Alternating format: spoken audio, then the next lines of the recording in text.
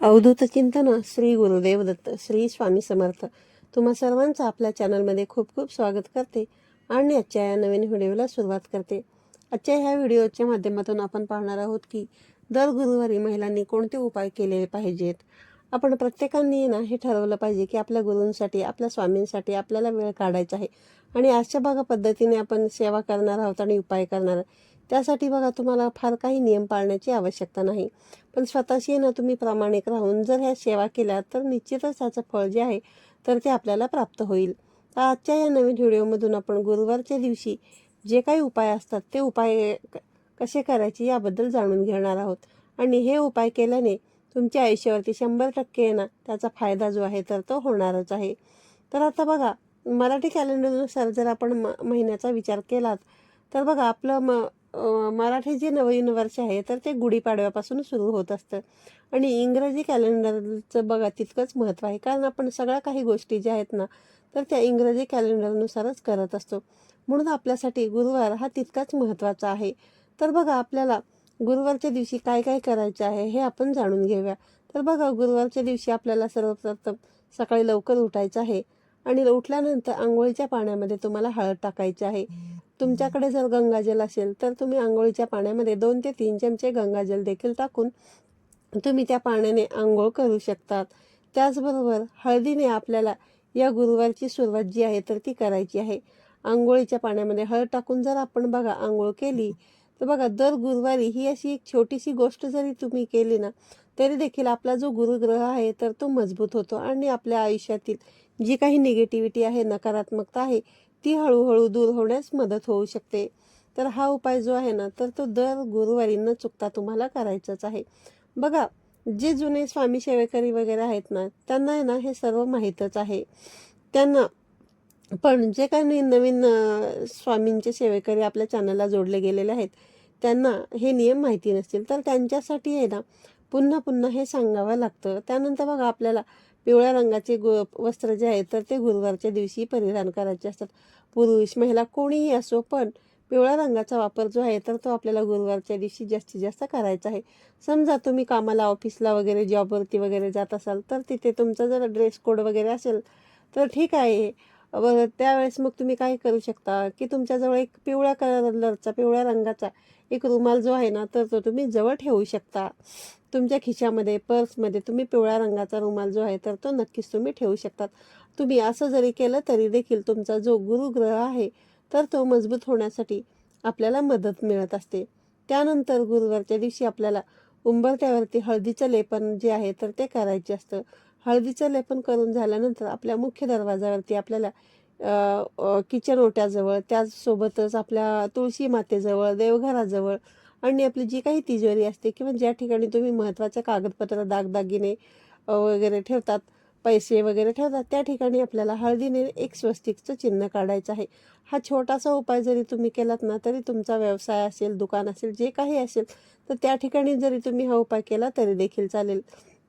आपण अशा पद्धतीने ना एक हळदीचं स्वस्तिक तर नक्कीच काढू शकतो. आता हे हळदीचं स्वस्तिक काढून झाल्यानंतर बघा आपल्या मुख्य दरवाजाजवळ आहे ना आपल्याला एक छोटासा दिवा जो आहे तर तो लावायचा आहे. तुपाचा लावा, तेलाचा लावा, पण त्यामध्ये आहे ना तुम्ही चिमूटभर हळद जी आहे तर ती आवर्जून टाका. तर बघा अशा पद्धतीने हा जो दिवा आहे तो आपल्याला सकाळी प्रज्वलित करायचा आहे. जितक्या लवकर दिवा तुम्हाला प्रज्वलित करणे शक्य होईल तितक्या लवकर तुम्ही गुरुवारच्या दिवशी हा जो दिवा आहे तर तो प्रज्वलित करण्याचा प्रयत्न करा. अगदी तो दिवा जो आहे ना तर तो दिवसभर पेटलाच पाहिजे असा काही नियम नाही, पण अगदी 10 ते 15 मिनटं जरी हा दिवा तेवत राहिला तरी देखील चालणार आहे. पण हा जो उपाय आहे ना तर तो गुरुवारच्या दिवशी आपल्याला अवश्य करायचा आहे. आणि हे करून झाल्यानंतर बघा आपल्याला आपल्या देवघरामध्ये स्वामी महाराजांची मूर्ती असते. या मूर्तीवरती आपल्याला अभिषेक करायचा आहे. बघा इथून मागे आहे ना तुमच्याकडून ह्या सर्व गोष्टी ज्या आहे ना जर झाल्या नसतील तर काही हरकत नाही, पण निदान ह्या 2025 या वर्षामध्ये आपण ठरवून घ्यायचं आहे की दर गुरुवारी, दररोज तर आपल्याला शक्य होत नाही, पण कमीत कमी गुरुवारी मी माझ्या स्वामींच्या मूर्तीवरती अभिषेक जे आहे तर ते नक्कीच करणार आहे. मग त्यासाठी तुम्ही पंचामृताचा वापर करू शकता, साध्या पाण्याचा वापर करू शकता किंवा दुधाचा वापर करू शकता, किंवा अगदी तुम्हाला तेही शक्य होणार नसेल तर तुम्ही पाण्याने देखील आहे ना स्वामी महाराजांचा अभिषेक केला तरी देखील चालू शकतं. अभिषेक जो आहे ना हा आपल्या घरामध्ये स्वामींच्या मूर्तीवर, महाराजांच्या मूर्तीवरती आहे ना व्हायलाच पाहिजे. जर बघा तुमच्याकडून तुमच्या घरामध्ये जर स्वामी महाराजांची मूर्ती नसेल, फोटो असेल, तर मग तुम्ही फोटो जो आहे ना तर तो फक्त पुसून देखील तुम्ही ठेवू शकतात. या व्यतिरिक्त बघा तुमच्या घरामध्ये बाळकृष्णाची मूर्ती असेल, ज्याला आपण रंगनाथ देखील म्हणतो, तर त्या मूर्तीवर देखील तुम्ही आहे ना अभिषेक जे आहे तर ते करू शकता. तर अशा पद्धतीने आपल्याला हा छोटासा उपाय जो आहे तो करायचा आहे. आणि हा जो उपाय आहे तो उपाय आपल्याला दर गुरुवारी जर आपण बघा केली आणि आपण आपल्या देवतांना हळद लावून आंघोळ घातली, म्हणजेच काय, जसं बघा आपण उठणं वगैरे लावून आंघोळ करतो त्याच पद्धतीने देवांना आहे ना अगोदर हळद लावून घ्यायची आणि नंतर मग पुन्हा एकदा स्वच्छ पाण्याने देवांना आंघोळ घालून घ्यायची, म्हणजेच काय धुवून घ्यायचं. तर मग जे बघा ज्या ठिकाणी जागा वगैरे असते ना तिथे ठेवून तुम्ही हे अशा पद्धतीने आहे ना देवांना अभिषेक जे आहे, आंघोळ जे आहे तर ते तुम्ही घालू शकता. तर मग हा छोटासा उपाय जरी आपण दर गुरुवारी केला ना तरी देखील देव आहेत ना ते आपल्यावरती प्रसन्न होत असतात. आणि देवांनाही एक प्रकारची प्रसन्नता जी आहे तर ती वाटत असते आणि आपल्या मनाला देखील एक प्रकारचं समाधान जे आहे तर ते मिळत असतं. हे एक काम आपल्याला आवर्जून करायचं आहे. त्यानंतर बघा तुळस जी आहे तर ती आपल्या प्रत्येकाच्याच घरामध्ये असते आणि प्रत्येकालाच असं वाटत असतं की आपल्या घरामध्ये माता लक्ष्मी जी आहे तर ती कायमस्वरूपी स्थिर राहावी. आणि आपण जे काही काम करत असतो, व्यवसाय करत असतो, मेहनत घेत असतो, कष्ट करत असतो, त्या कष्टाला, मेहनतीला आपल्याला म्हणावं तसं यश मिळावं असं प्रत्येकालाच वाटत असतं. जर बघा आर्थिक समस्यांपासून आपल्याला सुटका हवी असेल, असं असं आपल्याला प्रत्येकाला वाटत असेल, तर मग आपल्याला काय करायचं आहे, तर आपल्या तुळशीला जे आहे ना तर ते दर गुरुवारी थोडंसं कच्चं दूध जे आहे तर ते अर्पण करायचं आहे. म्हणजेच काय, निरसं न तापवलेलं जे दूध असतं तर ते मग तुम्ही पिशवीचं असू द्या किंवा मग तुम्ही जे काही तुमच्याकडे उकाडा वगैरे येतो त्यातलं जरी दूध घेऊन चमच्याभर दूध जे आहे ते तुम्ही तुळशीच्या मुळाशी अर्पण करायचं आहे. या व्यतिरिक्त बघा दर गुरुवारी येणं तुम्हाला तुळशी मातेला हळद देखील अर्पण करायची आहे. आणि बघा त्या ठिकाणी तुम्हाला हे करत असताना ओम नमो भगवते वासुदेवाय हा जो प्रभावी मंत्र आहे भगवान श्रीहरी विष्णूंचा तो तुम्हाला म्हणायचा आहे. आणि असं करून तुम्ही पहा ना, निश्चितच तुम्हाला आहे ना त्यामध्ये तुमच्या आयुष्यामध्ये सकारात्मक बदल झाल्याचे ना नक्कीच तुम्हाला दिसून येतील. फक्त हळद जी आहे तर ती वापरत असताना तुम्हाला त्यामध्ये केमिकल मिश्रित तरी हळद नाही ना याची तुम्हाला खात्री करायची आहे. मगच ती हळद जी आहे तर मग ती तुम्ही वापरू शकता. नाहीतर मग बघा जर हळद जी आहे तर ती केमिकल मिक्स असलेली हळद असेल तर मग तुमची तुळस जी आहे तर ती सुकू शकते. तर बघा आवर्जून तुम्ही आहे ना हा हळदीचा एक छोटासा उपाय जो आहे तर तो तुम्ही नक्कीच करून बघा. त्यानंतर आपल्याला पुढचा उपाय करायचा आहे बघा. गुरुवारपासूनच आपल्याला काही सेवा उपाय देखील चालू करायचे असतात. बघा त्या सेवा संकल्पयुक्त असतात, काही नित्यसेवा असतात. तर बघा नित्यसेवा जी आहे ना तर ती आपण दररोजच करत असतो. बघा स्वामी महाराजांच्या, स्वामी समर्थांच्या 11 माळी जप आपण दर गुरुवारी करत असतो. बघा शक्य नसेल तर मग कमीत कमी आहे ना 1 माळी जप जो आहे तर तो आपल्याला करायचाच आहे. एकदा तारक मंत्र म्हणायचा असतो. त्यानंतर मग स्वामी चरित्र सारामृताचा 1 पाठ जो आहे तर तो करायचा आहे. आणि तेही तुम्हाला जर शक्य नसेल तर कमीत कमी 3 अध्याय किंवा स्वामी चरित्र अवतारणिका, गुरुचरित्र अवतारणिका आपल्याला वाचायची आहे. आता संकल्पयुक्त सेवांमध्ये म्हटलं तर बघा खूप प्रकार आहेत. पण असं बघा एखाद्या गुरुवारी जे आहे ना तुम्ही ठरवून घ्या की उद्याच्या दिवशी जर आपण बघा, जर उद्याच्या दिवशी म्हणजेच गुरुवारच्या दिवशी जर तुम्हाला मासिक धर्म नसेल किंवा मासिक धर्म असेल किंवा मग काही कारणास्तव आहे ना तुम्हाला जर करणं शक्य होणार नसेल तर मग तुम्ही कोणत्याही गुरुवारी जी आहे ना तुम्ही स्वामींना सांगा की मी 2025 मध्ये ह्या अशा काही पद्धतीच्या संकल्पयुक्त सेवा ज्या आहे ना ते मी करणार आहे. त्यामध्ये तुमचे 11 गुरुवार आले, गुरुचरित्र आले, स्वामी चरित्रांचे 11, 21, 108 पाठ आले. असे पाठ बघा तुम्ही स्वामींना सांगितलं तरी देखील बघा आपोआप आहे ना ह्या ज्या सेवा आहेत ना तर स्वामी महाराज तुमच्याकडून आहे ना करून घेतील. या व्यतिरिक्त बघा गुरुवारच्या दिवशी आहे ना तुम्ही ना गुरुचरित्रातील 9वा अध्याय जो आहे तो आणि 18 अध्याय जो आहे तर तो तुम्ही वाचायला सुरुवात करा. 9वा अध्याय वाचल्याने काय होतं की बघा आपल्याला गुरूंचे पाठबळ जे आहे ना तर ते मिळत असतं. गुरूंची कृपादृष्टी आपल्यावर होत असते.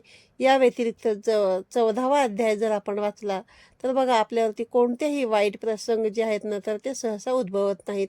त्यामध्ये अपघात आला किंवा बाहेरची जी बाधा झाली, करणी बाधा झाली, ती आपल्याला सहसा जी आहे ना तर ती होत नाही. हे सुद्धा एक प्रकारचं गुरूचं कवच जे आहे तर ते आपल्या आजूबाजूला राहत असतं. त्यामुळे 14वा अध्याय देखील तुम्ही वाचू शकतात. त्याचबरोबर बघा आर्थिक समस्या बघा खूप जास्त प्रमाणात जर असतील तर मग तुम्ही आहे ना गुरुवारपासून 18वा अध्याय देखील वाचायला सुरुवात करा. यापैकी कुठलाही एक अध्याय जो आहे ना तर ते तुम्ही वाचू शकतात. आता बघा गुरुचरित्र म्हटलं तर प्रत्येक अध्याय हा तितकाच महत्त्वाचा असतो. तुमच्या समस्येनुसार तुम्ही तो अध्याय जो आहे तर तो दररोज म्हणजेच दर गुरुवारी जो आहे ना तर तो तुम्ही वाचू शकता. त्यानंतर बघा तुम्हाला आर्थिक अडचणींचा खूप सामना करावा लागत असेल किंवा कोणतंही संकट असेल तर मग तुम्ही काय करू शकता, तर घोर कष्टोद्धारण जे स्तोत्र आहे ते तुम्ही गुगलवरती जरी शोधलं तरी तुम्हाला सहज मिळून जाईल. अगदी हे करायला तुम्हाला 2 मिनिटं लागतील. हे देखील तुम्ही दररोज 11 वेळेस, 21 वेळेस, 51 वेळेस जे आहे ना तर ते वाचू शकतात. फक्त तुम्ही सेवा जी आहे ना ते ज्यावेळेस निवडाल त्यावेळेस तुम्हाला ती किती वेळ तुम्हाला भेटणार आहे करायला, या हिशोबाने तुम्हाला किती वेळ ते सेवा करणे शक्य होणार आहे. तर अशाच पद्धतीने ना तुम्ही ही जी सेवा आहे तर ती तुम्ही निवडा आणि तसा संकल्प घेऊन तुम्ही ती सेवा जी आहे तर ती करायला सुरुवात करा. 100% आहे ना तुमच्या अडचणी सुटतील. त्यानंतर बघा गुरुवारी आहे ना आपल्याला गोमातेची देखील सेवा करायची आहे. गोमातेला आपल्याला चण्याची डाळ, गूळ खायला घालायचं आहे. तर अशा पद्धतीने तुम्ही दर गुरुवारी निश्चित बघा आपली ही जे काही आर्थिक अडचण आहे किंवा ज्या काही समस्या आहेत ह्या सुटण्यासाठी आपल्याला मदत मिळत असते. त्यानंतर बघा गुरुवारपासून दर गुरुवारी जर तुम्ही केळीच्या झाडाची पूजा केली तर माता लक्ष्मी आणि भगवान श्रीहरी विष्णू यांचा आशीर्वाद आपल्याला प्राप्त होतो. बघा जवळ कुठे तुमच्या आसपास घराच्या केळीचं झाड असेल तर त्या ठिकाणी जाऊन आहे ना एक दिवा तुम्हाला लावायचा आहे. कणकेचा दिवा बनवून तुम्ही घेऊन गेला तरी देखील चालेल. हा दिवा लावताना आहे ना तुम्ही तेलाचा लावू शकता, तुपाचा लावू शकता आणि त्यामध्ये तुम्हाला चिमूटभर हळद जी आहे ना तर ती टाकायला विसरायची नाही. तर अशा पद्धतीने एक दिवा जो आहे तर तो दर गुरुवारी न चुकता तुम्हाला केळीच्या झाडाखाली लावायचा आहे आणि त्याचे चमत्कारिक असे अनुभव जे काही सकारात्मक बदल झालेले आहेत ना ते तुम्हाला नक्कीच अनुभवायला मिळतील. बघा एखादी गोष्ट आहे ना सातत्याने जर तुम्ही केलं तर त्याचे परिणाम जे आहे ना तर ते आपल्याला दिसून येतात. त्यामुळे कोणतीही गोष्ट जी आहे ना तर ती करत असताना आपल्याला दर गुरुवारी आहे ना न चुकता करायची आहे.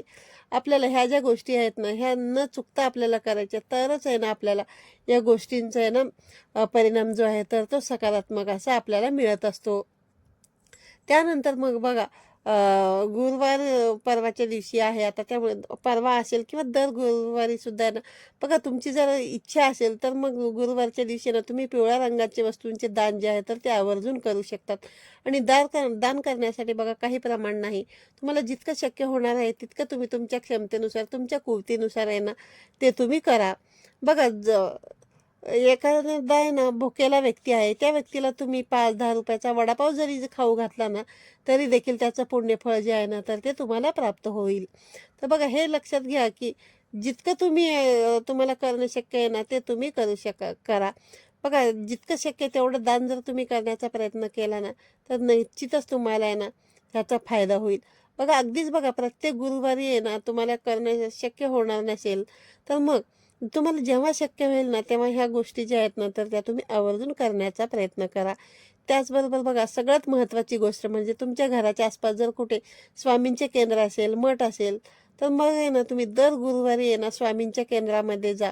भलेही बघा आपण घरामध्ये स्वामींच्या सेवा करतच असतो पण मंदिरामध्ये जाणं देखील आहे ना तितकंच आवश्यक असतं. कारण घरातील वातावरण जितकं आपलं सकारात्मक असायला हवं ना तितकं नसतं. पण मंदिर म्हटलं तर मंदिरामध्ये ना पूर्णतः सकारात्मकता आहे ना ती भरलेली असते. त्यामुळे आपल्याला एक प्रकारची मनाची शांतता त्या ठिकाणी मंदिरामध्ये, मठामध्ये लाभत असते. तर स्वामी जे भक्त हो बघा या आपल्या आताच्या व्हिडिओमधून मी तुम्हाला आहे ना गुरुवारी करायचे उपाय जे आहेत ना तर ते सांगितले आहेत आणि हे जे उपाय आहे ना तर ते तुम्हाला दर गुरुवारी करायचे आहेत. आणि बघा आणखीन एक गोष्ट तुम्हाला सांगायची, तर दर गुरुवारी आहे ना तुम्हाला मठामध्ये, मंदिरामध्ये, केंद्रामध्ये आरतीला जाणं जर शक्य असेल तर बघा ती सकाळची असो किंवा संध्याकाळची असू द्या, पण एखादी दिवसभरातली कुठलीही आरती तुम्हाला मिळाली तरी देखील चालेल. पण गुरुवारची आरती करण्यासाठी तिथे जाऊन आहे ना तुम्ही उभं राहिलात तर हे खूप तुमच्यासाठी चांगलं होईल. बघा त्या ठिकाणी आहे ना मंदिरामध्ये जेव्हा आपण आरती म्हणतो तेव्हा ना त्याने स्वामींना हाक मारत असतो. तेव्हा काय होतं की आपल्या मनातील सगळ्या काही ज्या भावना आहेत ते स्वामी महाराजांना ते ऐकत असतात आणि आपल्या ज्या काही इच्छा मनोकामना आहेत त्या देखील स्वामी महाराज पूर्ण करत असतात. बघा अर्थातच काय आहे की स्वामी महाराजांना हाक मारण्यासाठी आपण आरतीच म्हणायला पाहिजे असं काही नाही. पण तरी देखील बघा आपल्याला देखील ह्या ज्या गोष्टी आहेत ना ह्या सर्व गोष्टी करून एक प्रकारचं समाधान जे आहे तर ते मिळत असतं. नाहीतर मग बघा आपण फक्त मुखामध्ये श्री स्वामी समर्थ, श्री स्वामी समर्थ असं म्हटलं तरी देखील बघा श्री स्वामी महाराज यांना बरोबर आपल्या हाकेला धावून येत असतात, आवाज देत असतात. तर बघा आजच्या या व्हिडिओमधून मी तुम्हाला गुरुवारी करायच्या छोट्या छोट्या गोष्टी आहे ना तुम्ही करून पहा. या गोष्टींचा आहे ना तुम्हाला खूप असा फायदा होईल आणि ह्या ज्या काही गोष्टी आहेत ना ह्या गोष्टीमध्ये जर तुम्ही सातत्य ठेवलं तर निश्चितच त्याचे सकारात्मक असे बदल जे आहेत ना तर ते तुमच्या आयुष्यामध्ये तुम्हाला झालेले दिसून येतील. बघा आपले जे काही कष्ट आहेत ते कष्ट तुम्ही जर प्रामाणिकपणे करत राहिले आणि आपली जी काही मेहनत आहे ती आपल्याला करायचीच आहे. कारण बघा कष्ट केल्याशिवाय आपल्याला पर्याय नाही. म्हणून कष्ट तर आपल्याला करायचंच आहे आणि प्रामाणिकपणाने मेहनत करण्याचं काम देखील आपल्याला करायचं आहे आणि त्याचं फळ देण्याचं काम जे आहे ना तर ते स्वामी महाराज नक्कीच करतील. फक्त तुम्हाला स्वामी महाराजांवरती विश्वास ठेवून आहे ना ह्या सर्व गोष्टी ज्या आहेत ना तर त्या आपल्याला करायच्या आहेत. तर आजच्या व्हिडिओमध्ये तुम्हाला सांगितलेली माहिती आवडली असेल तर व्हिडिओला लाईक करा, शेअर करा. पुन्हा भेटूया अशाच एका नवीन आणि माहितीपूर्ण व्हिडिओमध्ये. तोपर्यंत सर्वांना श्री स्वामी समर्थ.